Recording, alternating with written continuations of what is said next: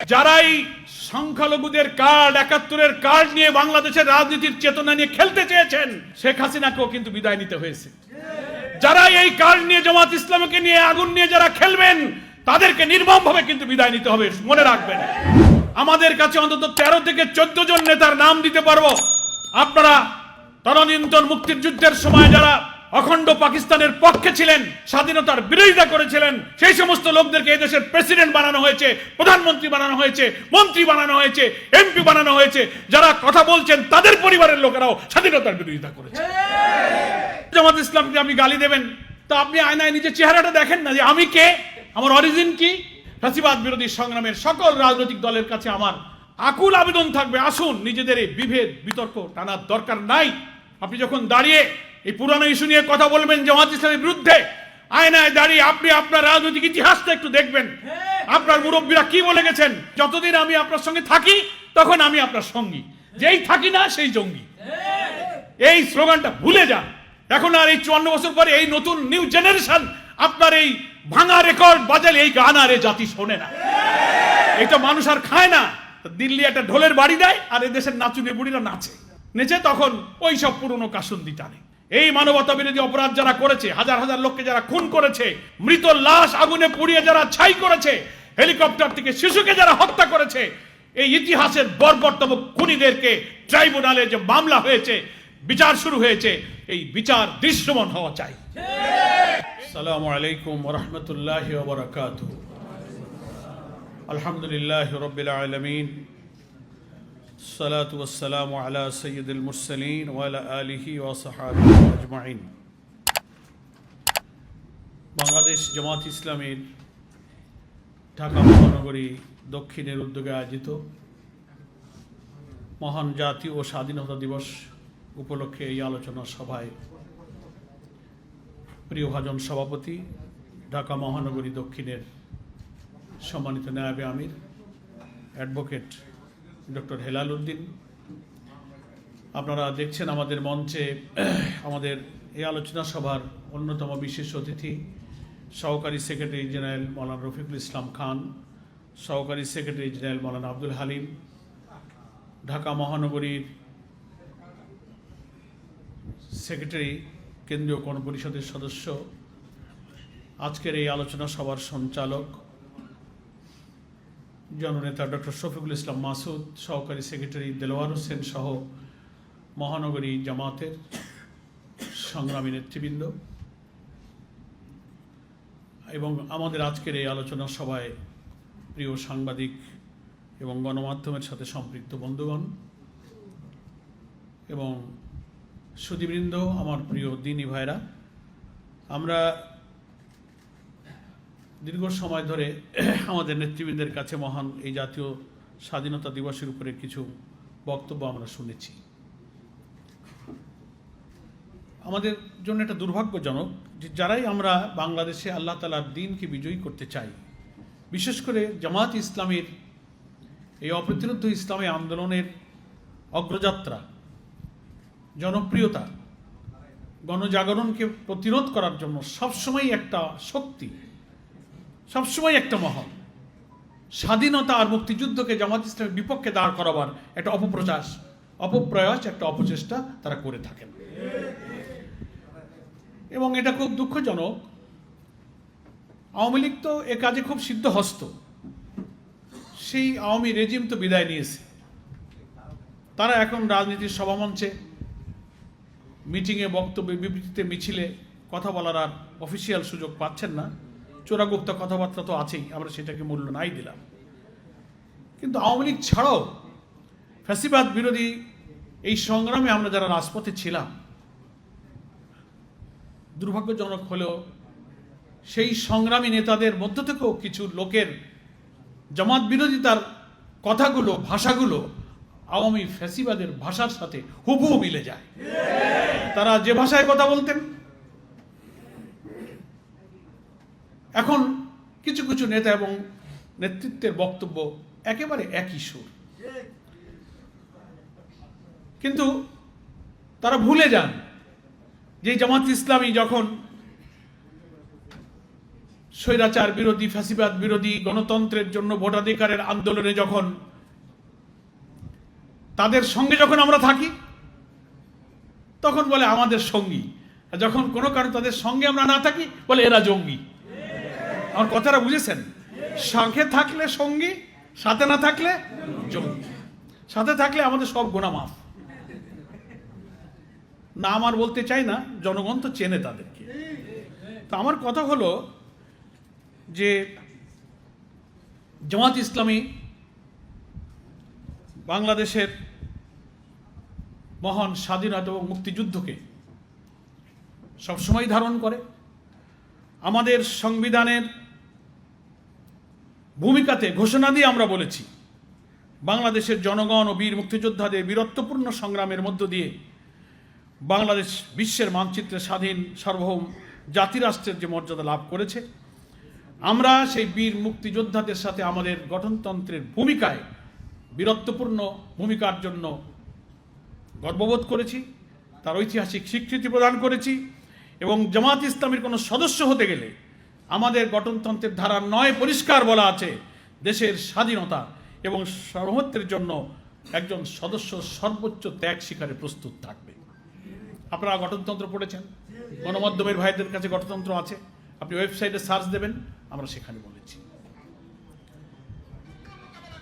কিন্তু একটা নয়, কয়েকটা প্রশ্নের নিষ্পত্তি হয়নি। যারা জামাত ইসলামী আর মুক্তিযুদ্ধকে মুখোমুখি দাঁড় করান তাদের কাছে আমার আজকে কয়েকটা প্রশ্ন আছে। তার আগে একটা প্রশ্ন আমি এই করি যে আজকে যে মহান স্বাধীনতা দিবস আমরা উদযাপন করছি 26শে মার্চ, 25শে মার্চের কালো রাত্রে পাকিস্তানি হায়নারা আমাদের এই জন্মভূমির বীর সন্তানদের উপরে ঝাঁপিয়ে পড়ল, হামলে পড়ল, হত্যা করলো, গুলি চালালো পাকিস্তানি সেনারা। এবং 26-এর প্রত্যুষে 25-এর রাতের শেষ হলে শেখ মুজিবকে যে গ্রেপ্তার করা হলো না, উনি আত্মসমর্পণ করে চলে গেলেন, তা নিয়ে ইতিহাসের বিতর্ক কিন্তু এখনো মীমাংসিত হয়নি। তার আগে বড় প্রশ্ন, রেসকোর্স ময়দানের ঐতিহাসিক ভাষণ দিয়ে উনি 7ই মার্চ দিলেন। বাংলাদেশের ঘরে ঘরে সে ভাষণ বাজানো হয়। সেখানে তিনি বলেছিলেন এবারের সংগ্রাম স্বাধীনতার সংগ্রাম, এবারের সংগ্রাম আমাদের মুক্তির সংগ্রাম। তাহলে সেই দিন তো স্বাধীনতার ঘোষণা আপনি দিয়ে দিয়েছেন, এখন সংগ্রাম আপনি স্বাধীনতা আর মুক্তির পথে ঐতিহাসিক 7ই মার্চে সোহরাওয়ার্দী উদ্যানের ভাষণে আপনি দিয়ে দিয়েছেন। তাদের ভাষায় একজন স্বাধীনতার সংগ্রামের নেতৃত্বদানকারী ব্যক্তি যখন দেশবাসীর সামনে স্বাধীনতার সংগ্রাম, মুক্তি সংগ্রামের চূড়ান্ত ঘোষণা যদি দিয়ে দেন, তারপর থেকে আবার সেই হামলাকারী হায়না পাকিস্তানি শাসকদের সাথে আলোচনায় বসলেন কেন? এই প্রশ্নের জবাব আজও আওয়ামী লীগ দেয়নি। সেই 7ই মার্চের পর থেকে নিয়ে 23শে মার্চ পর্যন্ত আপনি যে প্রেসিডেন্ট হাউজে এহিয়া খান সহ পাকিস্তানি শাসক গোষ্ঠীর সাথে শেখ মুজিবুর রহমান দফায় দফায় কি আলোচনা করেছেন, কি বক্তব্য রেখেছেন, জাতির কাছে সেই ইতিহাস কিন্তু এখনো অপ্রকাশিত এবং রহস্য আবৃত আছে। আপনি যদি এই দেশের স্বাধীনতাই চাইবেন, ঘোষণাও দিয়ে দিলেন লক্ষ লক্ষ মানুষের সামনে, আবার মিটিংয়ে বসলেন কেন? মিটিংয়ে বসলেন কেন তা জাতি বুঝতে পেরেছে, আপনি বলেন আর না বলেন, যে আলোচনায় সমঝোতা করে যদি আপনি তদানীন্তন পূর্ব পাকিস্তানের প্রধানমন্ত্রী হতে পারেন, সেই জন্যই আপনি চেষ্টা করেছিলেন। স্বাধীনতায় যদি আপনার লক্ষ্য থাকতো 7ই মার্চের ঘোষণায়, ওই ঘোষণা যদি সিনসিয়ারলি থাকতো, তা আপনি আর পাকিস্তানি এই প্রেতাত্মা হায়নাদের সাথে আলোচনায় আপনি আর বসতেন না। আলোচনায় প্রমাণ করে আপনার মধ্যে কিন্তু গোপন রহস্য ছিল। দেন আর একটা প্রশ্ন, পৃথিবীর কোন মুক্তি সংগ্রামের বিপ্লবী নেতা তার প্রতিপক্ষের কাছে কখনো আত্মসমর্পণ করে ধরা দেয়নি। লড়াইয়ের ময়দানে থেকেছেন, মুক্তিযুদ্ধ করেছেন, গেরিলা যুদ্ধ করেছেন, রাজপথে লক্ষ লক্ষ মানুষকে সংগ্রামে গুলির মুখে ছেড়ে দিয়ে সে কখনো আত্মসমর্পণ করে পালিয়ে যায়নি। আপনাকে বলা হয়েছিল, অনেকেই বলেছিলেন, তাজউদ্দিন তার কন্যাদের অনেক লেখার মধ্যে অনেক রহস্যময় কথা আছে। আপনি দিব্যি 32 নম্বরে থাকলেন আর পাকিস্তানিরা আপনাকে নিয়ে পাকিস্তান চলে গেল। কেন গেলেন? আপনার সব নেতারা গ্রামে গঞ্জে মাঠে ঘাটে ছড়িয়ে নিজেরা চরম নিরাপত্তাহীন হয়ে গেল, আপনি নিরাপদে তাদের সাথে চলে গেলেন। ওনারা প্রচার করেন গ্রেপ্তার করে নিয়ে গেল, ফাঁসি হলো, কবর খোঁড়া হয়েছিল, এই নিয়ে বহু গল্প আছে, আমরাও অনেক ইতিহাস পড়েছি। ফলে এইসব প্রশ্নের মীমাংসা ওনারা করেননি। আমরা বাংলাদেশ জামাত ইসলামী মনে করি পুরনো স্বাধীনতার এই সংগ্রামের মধ্যে আওয়ামী লীগের মধ্যে যারা ভারত চলে গেলেন তাদের মধ্যে কত ভাগ হয়েছিল, কত বিতর্ক হয়েছিল। মৌলানা ভাসানী গিয়েছিলেন, তিনি কেন ফেরত আসলেন, তোফায়েল সাহেব, তাজউদ্দিন সাহেব, শেখ মুজিব, কি কি ইস্যু নিয়ে বিতর্ক হয়েছিল, আলাদা হলো, মুক্তি বাহিনী হয়ে আরেকটা মুজিব বাহিনী কেন হলো, তার মধ্যে কি তাত্ত্বিক দ্বন্দ্ব ছিল, এসব ইতিহাস এখন সাক্ষী হয়ে আছে। ফলে আপনারা যে একচ্ছত্র মনোপলি নিয়ে স্বাধীনতার চেতনার যে ফেরি করেছেন বাংলাদেশে, কালের পরিক্রমায় আপনাদের সেটা কিন্তু মিথ্যা প্রমাণিত হয়েছে এবং এই দেশের প্রেম আপনাদের প্রতি ছিল না, আপনারা আসলে ক্ষমতার জন্য এই লড়াইটা করেছিলেন।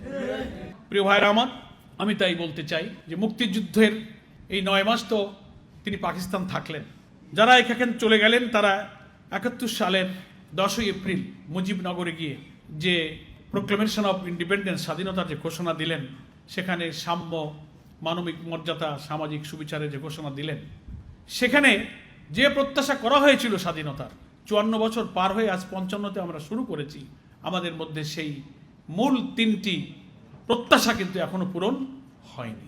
কারণ ক্ষমতায় এসে তারা দেশকে দিল্লির তাবেদারে পরিণত করেছে, ভারতীয় আধিপত্যবাদের কাছে তারা দাসখত দিয়েছিল, যেভাবে তারা এটাকে চালাতে চেয়েছিল এবার তাদেরকে সেভাবেই চলতে হয়েছে।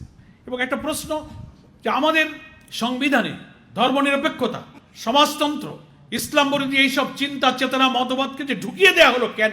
এটা তো মুক্তিযুদ্ধের কোনো ঘোষণায়, মুক্তিযুদ্ধের ঘোষণাপত্র প্রোক্লেমেশনে ছিল না। 66-র 6 দফায় যে আন্দোলন করেছিল, 69-এর 11 দফায় ছাত্ররা যে আন্দোলন করেছিল, এর কোনো দফার মধ্যে কিন্তু সমাজতন্ত্র আর ধর্মনিরপেক্ষতার কথা ছিল না। পরিকল্পিতভাবে এই নাস্তিক্যবাদী মতাদর্শকে ভারতের ডিকটেশনে বাংলাদেশের সংবিধানে ঢোকানো হয়েছে। বাংলাদেশের সংবিধান রচনা হয়েছে কখন? 1972 সালের 4 নভেম্বর। 72 সালের 4 নভেম্বর বাংলাদেশ সংবিধান হয়েছে। ডক্টর কামালকে বলা হয় বাংলাদেশের সংবিধান প্রণেতাদের একজন অন্যতম। তার আগে কি হয়েছে দেখুন। তার আগে ভারতে স্বাধীনতা যুদ্ধের পর শেখ মুজিব যখন গেলেন এবং সেই সফরের পরে তিনি একটা বক্তৃতা করে আসলেন কলকাতায়, সেখানে তিনি একটা বক্তব্য দিয়েছিলেন, আমি সে বক্তব্যটা হুবহু কোট করছি। নিউ ইয়র্ক টাইমসে 12 জানুয়ারি তারিখের 10 জানুয়ারি নয়াদিল্লিতে জনসভায় শেখ মুজিব এই বক্তব্য রেখেছিলেন।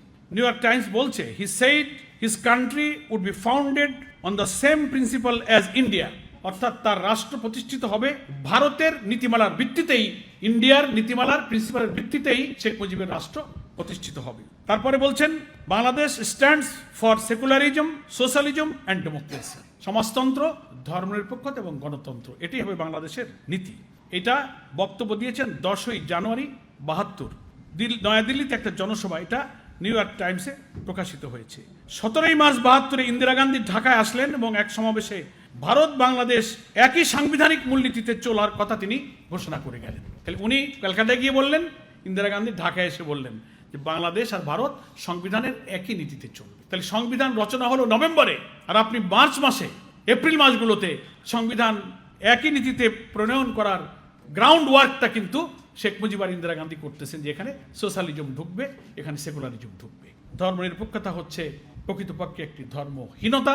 সোশ্যালিজম, মার্ক্সবাদ থেকে উদ্ভূত সমাজতন্ত্রের ধারণা হচ্ছে একটি নাস্তিকতাবাদ। সেটা আমাদের সংবিধানে প্রবেশ করে মুক্তিযুদ্ধকে নাস্তিকতাবাদ আর ইসলাম বিরোধিতার দিকে ঠেলে দিয়ে ইসলামের মুখোমুখি করে দেওয়া হয়েছে। সেজন্য আজকে এই সংবিধান নিয়ে অনেক প্রশ্ন উঠেছে। সংবিধানের মূলনীতি, প্রিয়াম্বেল, এই সমস্ত অনেক কিছু আমাদেরকে পরিবর্তন করতে হবে। প্রিয় ভাইরা আমার, আমরা সেজন্য মনে করি যে আমাদের এই স্বাধীনতা যথার্থই, মুক্তিযুদ্ধের সেক্টর কমান্ডার মেজর জলিল বই লিখেছেন এবং বক্তব্যে বলেছেন যে অরক্ষিত স্বাধীনতাই পরাধীনতা, একটা বই লিখেছেন। উনি একজন সেক্টর কমান্ডার ছিলেন এবং স্বাধীনতার পরে মেজর জলিলই ছিলেন প্রথম রাজবন্দী, তাকে গ্রেফতার করা হয়েছিল। কেন? স্বাধীনতার পরে ভারতীয় বাহিনীর লুটপাট, এদেশের শিল্প কল কারখানা থেকে যন্ত্রপাতি, অর্থ সম্পদ লুট করে বর্ডার দিয়ে সব ইন্ডিয়া চলে যাচ্ছিল। ভারতীয় বাহিনীকে এখান থেকে ফেরত নিতে বলা হয়েছে, তাদের লুটপাটের প্রতিবাদ করা হয়েছে, শেখ মুজিব তাকে গ্রেফতার করেছে। তিনি বাংলাদেশের প্রথম রাজবন্দী, একজন মুক্তিযোদ্ধা। তিনি তো আর জামাত ইসলামী করতেন না, তিনি তো পরে জাসদের একজন প্রখ্যাত নেতা ছিলেন, সভাপতি ছিলেন, এবং তিনিই বললেন যে স্বাধীনতা অরক্ষিত। মুক্তিযুদ্ধের আরেকজন সৈনিক বঙ্গবীর কাদের সিদ্দিকী নিয়ে অনেকে রাজনৈতিক কারণে নানান বিতর্ক তিনি করতে পারেন, সুযোগ আছে। বঙ্গবীর উপাধি তিনি পেয়েছেন, একজন মুক্তিযোদ্ধা ছিলেন। আপনারা কি জানেন এদেশের গণমাধ্যমের কাছে তো তিনি একবার বক্তৃতায় তিনি বলেছেন বাংলাদেশের উপরে ভারতীয় আধিপত্যের যে কালো থাবা, স্বাধীনতাকে মিসগাইড করে শোষণ জুলুম ভারতের বাজারে পরিণত করা হচ্ছিল, সেই সময় তিনি কিন্তু এক বক্তব্যে বলেছিলেন যে যদি স্বাধীনতার পরিণাম এই হবে, এটাই যদি স্বাধীনতা হবে, তাহলে এটা আগে বুঝতে পারলে আমি মুক্তিযুদ্ধে যেতাম না। বাংলাদেশের গণমাধ্যম সাক্ষী। ফলে এই চেতনার ফেরি যারা করে বেড়াচ্ছেন, আমি তাদেরকে বলবো যে আপনারা আপনাদের রাজনৈতিক স্বার্থে, ক্ষমতার স্বার্থে এই দেশটাকে দিল্লির তাবেদার বানিয়ে তার কাছে বিক্রি করার জন্যই আপনারা কিন্তু চুক্তিবদ্ধ হয়েছিলেন তদানীন্তন দিল্লির কাছে।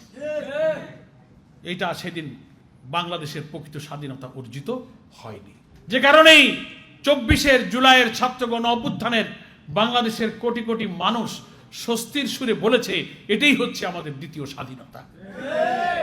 অর্থাৎ সাম্য, মানবিক মর্যাদা, সামাজিক সুবিচারের যে স্বপ্ন এবারই আমাদেরকে পূরণ করতে হবে। এই জন্যই এটাকেই সেকেন্ড ইন্ডিপেন্ডেন্ট বলা হয়েছে। প্রিয় ভাইরা আমার, আর একটা কথা আমি বলতে চাই যে স্বাধীনতা দিবসকে আমরা সম্মান করি, আমরা শ্রদ্ধা করি। 1979 সালে বাংলাদেশ জামাত ইসলামী নামে স্বাধীনতার পর প্রথম আমাদের যাত্রা শুরু। এই স্বাধীনতাকে, মুক্তিযুদ্ধকে, এই প্রিয় জন্মভূমি, এখানে আমরা জন্মগ্রহণ করেছি, এখানেই আমরা মরব, এই দেশেই আমরা আল্লাহ তাআলার দ্বীনকে কায়েম করব। আমরা ইমানের প্রয়োজনে, ইসলামের প্রয়োজনে, মাতৃভূমির প্রতি ভালোবাসার প্রয়োজনে আমরা এই দেশকে ভালোবাসি, আমরা স্বাধীনতাকে ভালোবাসি। আমরা জানি এই দেশে যারা দিল্লির তাবেদারি করে দাসখত দিয়ে রাজনীতি করেন, এদেশে কিছু হলে তারা ভারতে পালাতে পারবেন, অন্য জায়গায় চলিয়ে যেতে পারবেন, কিন্তু ইসলামী আন্দোলন কর্মীদের দুনিয়ার কোথাও যাওয়ার জায়গা নাই। চারিদিকে আধিপত্যবাদী একটি রাষ্ট্র, একদিকে বঙ্গোপসাগর। ফলে যে ভূখণ্ডকে আমরা ইমানের দাবিতে আল্লাহ তাআলা দিন বিজয়ী করার জন্য বেছে নিয়েছি, সেই ভূখণ্ডকে আমরা ইমানের কারণে, আদর্শিক কারণেই ভালোবাসি। এই কারণে আমরা মনে করি ইসলামই হচ্ছে আমাদের স্বাধীনতার আসল গ্যারান্টি। যারা ইসলামকে বিশ্বাস করবে, ইসলাম কায়েমের জন্য সংগ্রাম করবে, কমিটেড থাকবে, তারাই স্বাধীনতাকে ভালোবাসতে পারে। আর যারা ইসলাম বিরোধিতা করে, বিদেশি প্রভুদের দাসত্ব করবে, মানবীয় মতবাদের পক্ষে থাকবে, তারাই দেশের প্রতি তাদের দেশপ্রেম আলটিমেটলি থাকতে পারে না। সেজন্যই আমরা বলি ইসলামই হচ্ছে দেশের স্বাধীনতার গ্যারান্টি। এজন্য আমি খুব দুঃখের সাথে বলি, যারা এখনো 54 বছর পরে এসে বক্তৃতা একটা করেন, করে শেষ করার সময় বলেন কি আপনারা 71কে ভুলে যাবেন না। তা আমরা 71কে ভুলিনি তো।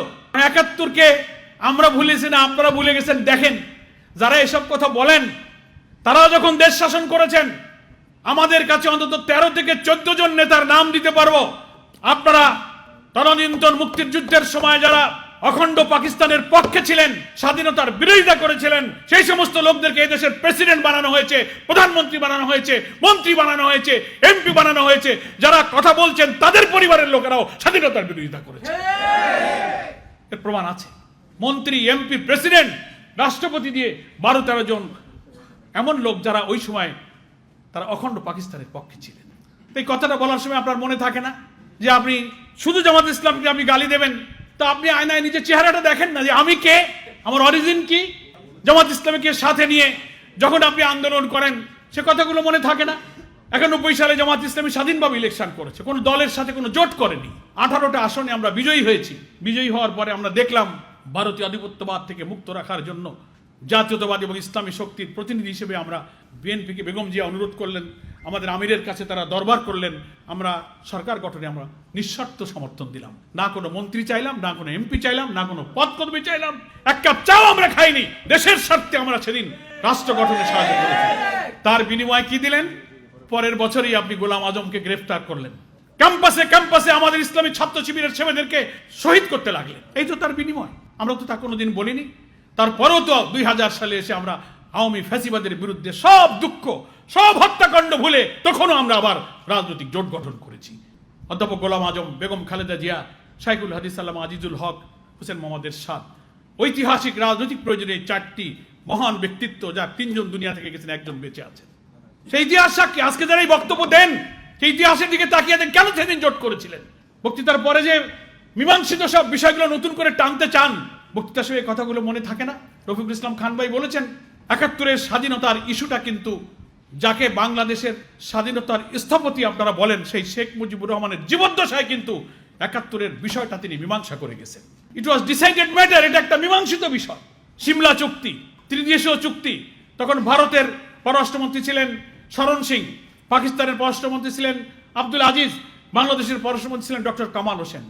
3 জন পররাষ্ট্রমন্ত্রী চুক্তিতে আবদ্ধ হয়ে ফরগিভ অ্যান্ড ফরগেট, দ্বিধাদ্বন্দ্ব ভুলে আমরা স্বাধীন হয়েছি, দেশে ভালো মিলেমিশে থাকবো, আমাদের আর কোনো পক্ষ বিপক্ষ থাকবে না। কোলাবোরেটর অ্যাক্টকে বাতিল করে দিলেন, জেনারেল অ্যামনেস্টি ঘোষণা করলেন, 195 জন পাকিস্তানি যুদ্ধাপরাধী সেনা অফিসারকে মুক্তি দিয়ে দিলেন।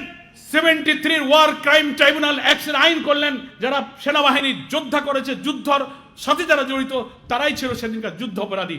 কিন্তু যারা যুদ্ধ করেনি, যারা কোনো বাহিনীর সদস্য ছিল না, বেসামরিক রাজনৈতিক নেতা মৌলানা নিজামী, মুজাহিদ, কামরুজ্জামান, কাদের মোল্লা, মীর কাসেমকে যুদ্ধ অপরাধী বানালেন, যারা সেদিন কোনো বাহিনীর সদস্য ছিল না, যারা কোনোদিন যুদ্ধ করেনি, শুধুমাত্র পলিটিক্যাল ব্যাড ইন্টেনশনে যুদ্ধাপরাধীদের তালিকা সংশোধন করে, আইন সংশোধন করে, ল অফ এভিডেন্স সংশোধন করে তাদেরকে তালিকায় এনে আপনি তাদেরকে ফাঁসি দিয়ে হত্যা করলেন। এটা ছিল রাজনৈতিক উদ্দেশ্যে একটা জুডিশিয়াল কিলিং আপনি করেছেন।